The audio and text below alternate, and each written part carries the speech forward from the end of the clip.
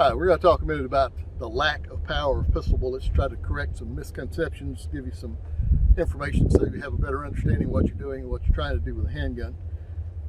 People in this country watch thousands and thousands and thousands of hours of movies and television shows involving firearms where they shoot some guy with a pistol and propels him across the hood of the car or over the balcony railing or through the plate glass, and that's simply not possible.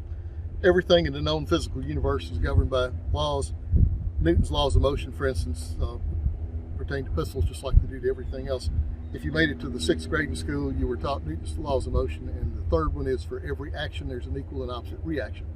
So actually the power going out of the front of that pistol is the same as the power coming out of the back of that pistol. There's really not much to it at all. A 9mm bullet just coincidentally is about 3/8 of an inch in diameter. So essentially what you've got with a 9mm is a drill with a very long bit. I can stand here and drill a hole in the guy across the room. If I drill that hole in fat roll, I hadn't really accomplished anything. It probably won't even be noticed in heat of battle.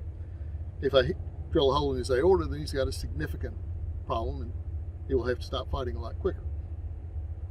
One of the reasons you really need to internalize this is because people without this education look at a shooting where somebody shot 5-6 times and think, oh, well, why'd you shoot him so many times? One would have been enough from watching all those movies and television shows.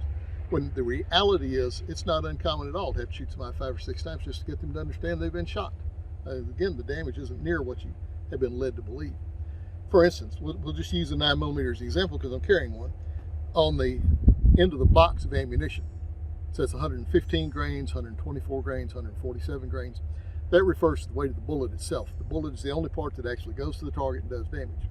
There's a reason they're weighed in grains, because they're too damn little to weigh anything else. Okay? There are 7,000 grains in a pound. 7,000. So 115 is practically nothing. I carry Federal HST 9mm plus P 124 grain HST ammunition. That's a fairly hot load. It leaves my pistol at about 1,200 feet per second. Do you realize there's a whole catalog of aircraft that fly over twice that fast? Not almost as fast, over twice that fast with people sitting in them. So it doesn't weigh much. It's not going very fast, but you expect miracles out of it. So what we have to try to do is come up with some way to demonstrate to you how little power there actually is. Terms like knockdown power and shocking power, they simply are not applicable to pistols. Pistol essentially is a drill with a long bit, and that's really all it does. Now, there are various things I can do to show that to you, but I found one demo over the years that actually does a really good job of that. I've got, as I said, a 9mm pistol here, Glock 17. That's factory Speer Lawman training ammunition. It's 124 grain bullet, about 1,100 feet per second. So if I fire that with my thumb on the back of the slide like this, what's going to happen? I'll tear my thumb right off, right? Because this is a big, powerful gun. Yeah, well, not really. I was involved in an expert case one time where one of the central arguments was the fact that there was an empty case left in the chamber at the end of the action. And the other side said that proved a specific thing. And I said, hell, it doesn't prove that. I could have just had the thumb in the way or something of that nature. And so, oh, no, it'd tear your thumb off. So when we got to court, I plugged in a little DVD of me doing the demo I'm about to show you about 5 times and then showing the jury my thumb still worked, and we won that case just fine. So here, I'll put my thumb on the back of the slide, fire the gun into the berm, thumb still functions just fine, and what's in the chamber? An empty case, okay?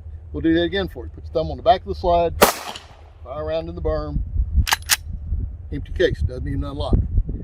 I can simply wrap my fingers around the end of the slide like that. Empty case, okay? So now you've got a pretty good idea how little power is actually involved here if my thumb's not even red, okay? So I'm able to hold it shut with nothing but a thumb. That tells you there's really not a lot of power there. That's a small, fairly slow moving projectile.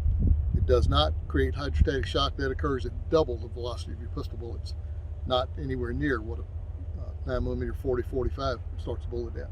So understand that placement is king. If you don't put that tiny little bullet in the right place, you're pretty much spitting in the wind.